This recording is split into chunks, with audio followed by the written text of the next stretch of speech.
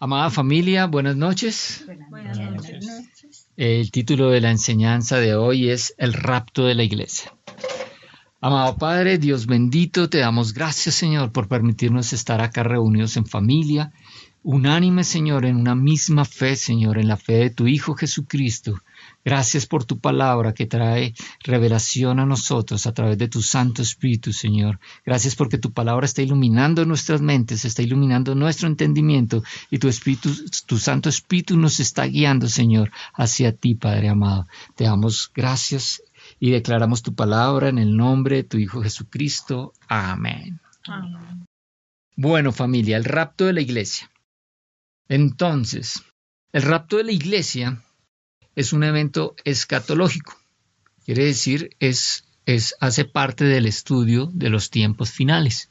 Es algo que está profetizado en la Biblia. Lo encontramos específicamente en las cartas del Nuevo Testamento. Allí específicamente se habla del rapto. No vamos a encontrar de rapto en el Antiguo Testamento, no vamos a encontrar de rapto en el Evangelio. Nuestro Señor Jesucristo no habló de rapto, porque recordemos que la iglesia era un misterio que estaba oculto. La iglesia era un misterio que estaba oculto y el rapto es de la iglesia, es el rapto de la iglesia, el arrebatamiento. Entonces vamos a encontrar de esto en las cartas, en las epístolas. Y esto habla sobre los tiempos finales. Ahora, vamos a ir a Primera de Crónicas, antes de entrar de lleno en el tema del rapto, vamos a ir a Primera de Crónicas 12:32. Primera de Crónicas 12:32. De la tribu de Isaacar había 200 jefes junto con sus parientes. Todos estos hombres entendían las señales de los tiempos y sabían cuál era el mejor camino para Israel. Amén.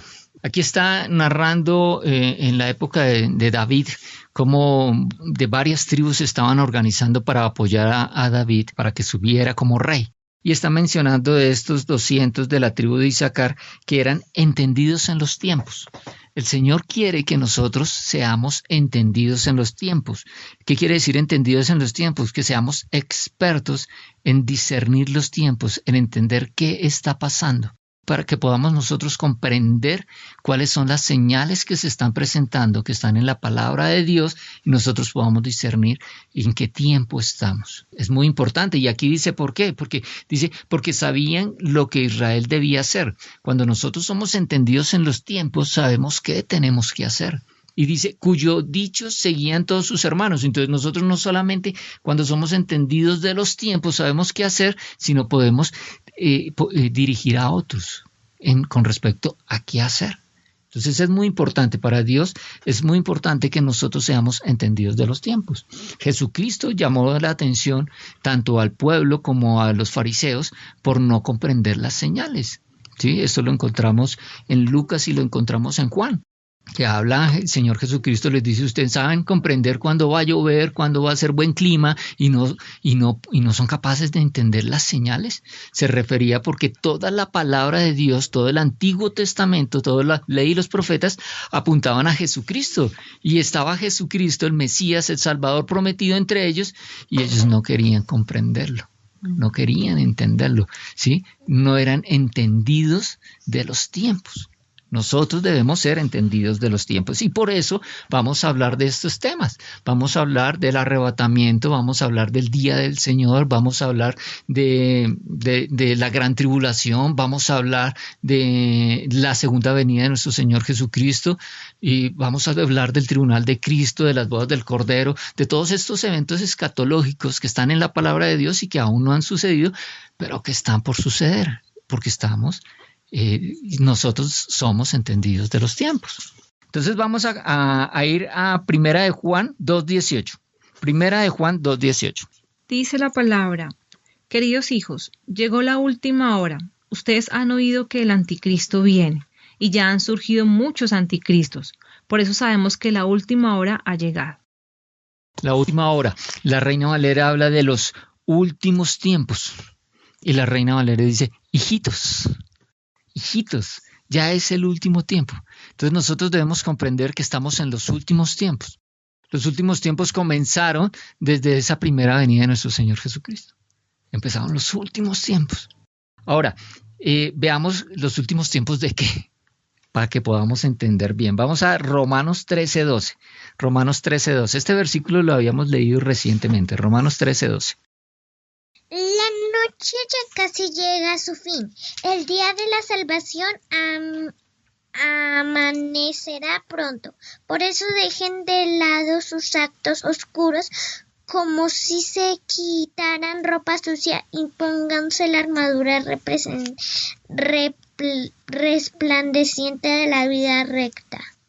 Amén. La Reina Valera dice, la noche está avanzada. La noche es la oscuridad, las tinieblas. Está avanzada. Y se acerca el día. El día es la luz. Lo que estamos hablando del final de los tiempos, ¿sí? Es el final de los tiempos de oscuridad para este planeta.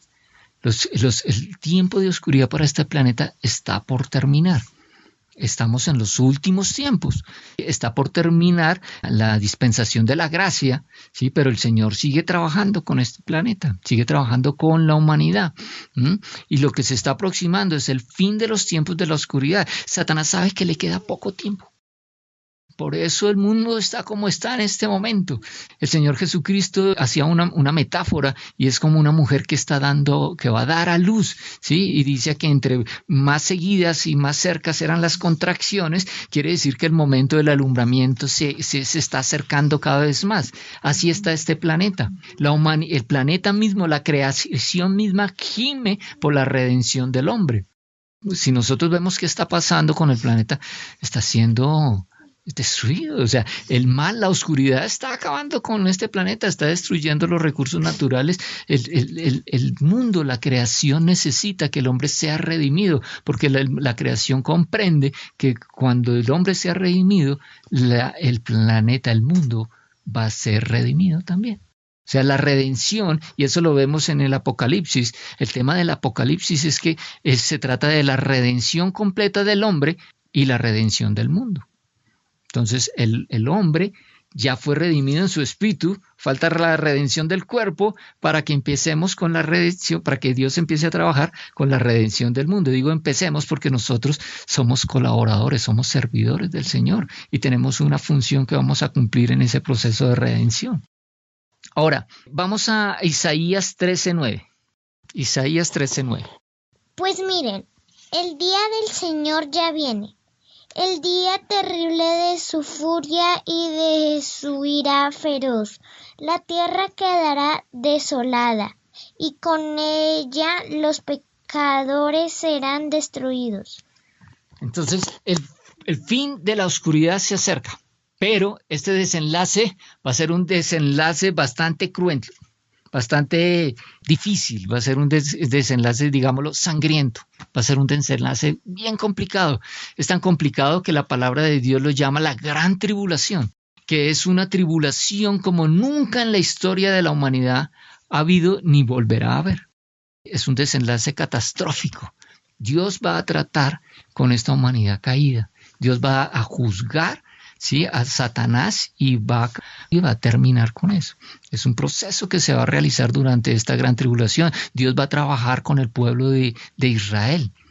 Eso va a suceder durante la gran tribulación. Entonces, el desenlace final de esos tiempos de oscuridad para este planeta va a ser un desenlace cruento, sangriento, catastrófico, de unas proporciones como nunca en la historia. Según lo que podemos comprender de la palabra de Dios, la mitad de la humanidad va a fallecer, va a morir. Más de 3.000 millones de personas van a morir en este tiempo de gran tribulación, que es un tiempo corto, gracias a Dios, porque dice, si los tiempos nos fueran acortados, nadie sería salvo. Dura 7 años esta gran tribulación. Pero la buena noticia para nosotros los creyentes, para nosotros la iglesia de Dios, la novia de Cristo, ¿sí?, el cuerpo de Cristo, para nosotros la buena noticia es que la iglesia no va a estar durante esa gran tribulación. El día del Señor es un día que dura 1000 años. Recuerden que la palabra de Dios dice que un día es como 1000 años y 1000 años como un día. El día del Señor, que dura 1000 años, que es con el tiempo que va a trabajar para la recuperación del planeta, para la redención del mundo, ese día del Señor dura 1000 años y ese día del Señor comienza con un evento maravilloso que se llama el arrebatamiento de la iglesia. Mire lo que dice algunas personas dentro de la misma iglesia cristiana que piensan que el arrebatamiento va a ser antes de la gran tribulación, otros que piensan que durante y otros que al final. Pero realmente el momento en que va a realizar eso es antes, porque mire lo que dice la palabra de Dios. Miremos a 2 de Tesalonicenses 2:3. Vamos a 2 de Tesalonicenses 2:3. No se dejen engañar por lo que dicen, pues aquel día no vendrá hasta que haya una gran rebelión contra Dios y se dé a conocer el hombre de anarquía, aquel que trae destrucción. La Reina Valera dice, no se dejen engañar porque no vendrá sin que antes venga la apostasía. Y apostasía muchas versiones lo traducen como rebelión. Muchos piensan que es una iglesia apóstata, una iglesia que niega de la fe. Pero realmente la traducción original, en la forma original como se debe interpretar esto, apostasía tiene 2 formas de interpretarla. La apostasía significa sacar. Y aquí de lo que está hablando es desde que es en el momento hasta que no venga la apostasía, hasta que no sea sacada. ¿Y qué es lo que va a ser sacada? Lo que va a ser sacada es la iglesia del Señor. El cuerpo de Cristo va a ser sacado. Cristo no va a permitir que su novia sea maltratada durante esta gran tribulación. Mira lo que dice Efesios 5:27. Vamos a Efesios 5:27. Lo hizo así a fin de presentarse a sí mismo como una iglesia gloriosa, sin manchas ni arrugas ni nada semejante, sino santa e intachable. Nuestro Señor Jesucristo va a presentarse a sí mismo, a su iglesia, a su novia, como una iglesia gloriosa, sin manchas, sin arrugas, sin ningún otro defecto, que será santa e intachable. Sí, la iglesia no puede pasar por la gran tribulación, la iglesia no se puede presentar allá ante Cristo para las bodas del Cordero, que ya vamos a hablar de allá, toda golpeada, maltratada o hasta mutilada. No, la iglesia se va a presentar, como dice acá, y sin mancha y sin arruga. Así hizo para presentársela a sí mismo, dice la Reina Valera. Entonces la iglesia, la buena noticia para nosotros los creyentes es que la iglesia no va a estar durante esta época de gran tribulación. Durante estos 7 años de gran tribulación no va a estar la iglesia. Y ya más adelante vamos a hablar en otra enseñanza sobre esta gran tribulación. El arrebatamiento de la iglesia es el inicio de esta gran tribulación. Vamos ahora sí a 1 de Tesalonicenses capítulo 4. Y les voy a leer desde el verso 13 hasta el 18. 1 de Tesalonicenses 4, del 13 al 18, y dice de la siguiente manera. Tampoco queremos, hermanos, que ignoréis acerca de los que duermen, para que no os entristezcáis como los otros que no tienen esperanza. Porque si creemos que Jesús murió y resucitó, así también traerá Dios con Jesús a los que durmieron en él. Por lo cual os decimos esto en palabras del Señor, que nosotros que vivimos, que habremos quedado hasta la venida del Señor, no precederemos a los que durmieron. Porque el Señor mismo, con voz de mando, con voz de arcángel y con voz de trompeta de Dios, descenderá del cielo, y los muertos en Cristo resucitarán primero. Luego nosotros, los que vivimos, los que hayamos quedado, seremos arrebatados juntamente con ellos en las nubes para recibir al Señor en el aire, y así estaremos siempre con el Señor. Por tanto, alentados los unos a los otros con estas palabras. O sea, por tanto, estén contentos porque estas son unas buenas noticias. Esta es una muy buena noticia. Ahora, vamos a detallar un poquito este pasaje. Dice de la siguiente manera, el versículo 13. Tampoco queremos, hermanos, que ignoréis acerca de los que duermen, para que no os entristezcáis como los otros que no tienen esperanza. Los que no tienen esperanza son los que están sin Cristo. ¿Por qué? Porque a ellos se les termina la vida y se les termina todo. Porque todo lo que tienen es en este mundo, no tienen más. Entonces, no tienen esperanza. Mira lo que dice Matthew Henry con respecto a este pasaje. Dice, la esperanza del cristiano no se limita a esta vida, sino que traspasa los límites de la tumba hasta alcanzar la plena posesión de la vida eterna. Entonces, cuando habla de que no ignoréis acerca de los que duermen, no se refiere a los que están acostados en la cama, se refieren a los que murieron, pero que murieron siendo creyentes en Cristo Jesús. Ahora, el versículo 14 dice, porque si creemos que Jesús murió y resucitó, esa es la base de nuestra fe. La resurrección de Cristo es la base de la fe cristiana. Si Cristo no resucitó, entonces toda la fe cristiana es una mentira. Pero Cristo resucitó y esa es la gran verdad. Y a través de esa resurrección, dice la palabra que todos nosotros fuimos muertos en Cristo y resucitados con Cristo. Él nos trajo a vida eterna. Dice, si creemos que Jesús murió y resucitó, así también traerá Dios con Jesús a los que durmieron en él. O sea, es tan cierto como que Jesús murió y resucitó, tan cierto como que Dios traerá a los que durmieron con él, a los que murieron en Cristo Jesús. Ahora, continuemos en el versículo 15. Dice, por lo cual os decimos esto en palabra del Señor. ¿Qué quiere decir esto en palabra del Señor? Que les llegó por revelación divina al apóstol Pablo. Esto le llegó por revelación divina al apóstol Pablo. Que nosotros que vivimos, que habremos quedado hasta la venida del Señor, no se refiere a la segunda venida. Se refiere, porque ya vamos a ver que es, ya lo leímos, ¿no? Que es en las nubes que nos encontramos con Él, ¿cierto? Entonces es esa venida por la iglesia, por su novia. Los que habremos quedado hasta esa venida, es decir, el arrebatamiento, no precederemos a los que durmieron.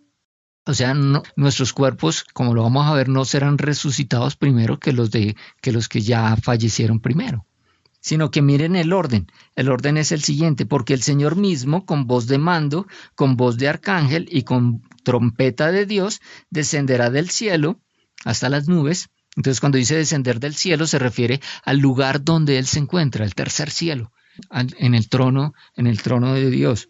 Descenderá desde el tercer cielo a este cielo, a las nubes, y los muertos en Cristo resucitarán primero.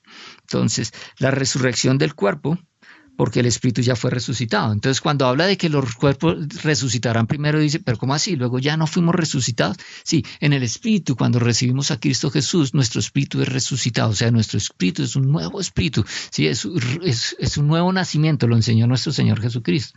Nacer de nuevo. Nacimos en el espíritu, nuestro espíritu ya es resucitado. Pero cuando dice resucitarán primero, no se refiere a la del espíritu, porque ya el espíritu fue resucitado. Se refiere al cuerpo.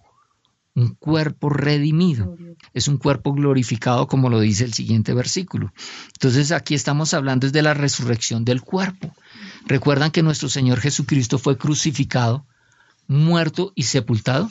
Y cuando fueron al tercer día a mirar la tumba, ¿sí? Estaba vacía, no encontraron cuerpo, el cuerpo de Cristo salió de la tumba. Su cuerpo fue resucitado. Así va a ser con todos nuestros cuerpos. Los que hayan muerto, ¿sí? Sus cuerpos serán resucitados, no estarán más en la tumba, ¿sí? Serán transformados. Así lo dice el siguiente versículo, dice, luego nosotros, los que vivimos, los que hayamos quedado para ese momento, los que estemos en vida en ese momento, seremos arrebatados juntamente con ellos, arrebatados, ¿sí? Raptados juntamente con ellos en las nubes, para recibir al Señor en el aire. Entonces el encuentro va a ser en el aire, va a ser en las nubes, ¿sí? Y así estaremos siempre con el Señor, no allí en las nubes estaremos siempre, no, sino así, en esa condición. ¿Y cuál es la condición a la que se refiere? A la condición de cuerpos glorificados. Miremos 1 Corintios 15, vamos a leer los versículos 51 y 52.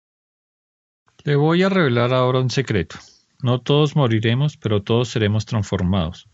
Ocurrirá en un abrir y cerrar de ojos, cuando suene la trompeta final. Cuando esta trompeta suene, los que hayan muerto resucitarán con cuerpos nuevos que jamás morirán, y los que estemos vivos seremos transformados. Entonces aquí está hablando de cuerpos incorruptibles, cuerpos gloriosos que jamás morirán, cuerpos perfectos. Nuestro Señor Jesús, hay 3 tipos de cuerpos. El cuerpo inmortal, que es el cuerpo que tenía Adán y Eva, cuando fueron creados, un cuerpo inmortal, ellos no iban a morir nunca. Nuestro Señor Jesucristo nació con ese cuerpo inmortal, ¿sí? Si a Él no lo hubieran crucificado, nunca hubiese muerto. El cuerpo natural, que es consecuencia del pecado, el cuerpo que muere, y está estos cuerpos glorificados. cuerpos glorificados también nuestro Señor Jesucristo tuvo. Nuestro Señor Jesucristo tuvo los 3 cuerpos. Cuando todos los pecados del mundo cayeron sobre Él, cuando Él recibió todos los pecados del mundo, ese cuerpo inmortal se volvió cuerpo mortal. Falleció, murió. Pero luego fue resucitado y se le dio un nuevo cuerpo, un cuerpo glorificado. Ese es el ejemplo. Ese cuerpo glorificado que recibió nuestro Señor Jesucristo es el que recibiremos todos nosotros, el que recibirán los que murieron antes de nosotros, y los que quedemos para el momento del rapto seremos transformados en ese cuerpo glorificado. Ahora, vamos a ver cómo es un ejemplo de cómo seremos tomados en el cielo. También está en la palabra de Dios. Lucas 24:51.